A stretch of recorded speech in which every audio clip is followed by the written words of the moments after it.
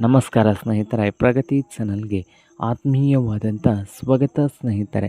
ಇಂದಿನ ತೊಗರೆಕಾಳಿನ ಬೆಲೆಯನ್ನು ನೋಡಿಕೊಂಡು ಬರೋಣ ಸ್ನೇಹಿತರೆ. ಹೊಸದಾಗಿ ಯಾರು ಯೂಟ್ಯೂಬ್ ಚಾನಲ್ ನೋಡ್ತಾ ಇದ್ದರೆ ಚಾನಲನ್ನು ತಪ್ಪದೆ ಸಬ್ಸ್ಕ್ರೈಬ್ ಆಗಿ.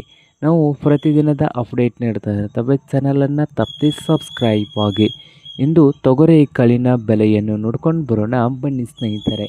ಇಂದು ತೊಗರೆಕಾಳಿನ ಬೆಲೆ ನೋಡೋದಾದರೆ ಸೊಲ್ಲಾಪುರದಲ್ಲಿ 6,500ದಿಂದ 7,500, 6,500ದಿಂದ 7,500 ರೂಪಾಯಿವರೆಗೆ ಸೊಲ್ಲಾಪುರದಲ್ಲಿ ಒಂದು ಕ್ವಿಂಟಲ್ಗೆ ತೊಗರೆಕಾಳಿನ ಬೆಲೆಯನ್ನು ಹೊಂದಿದೆ.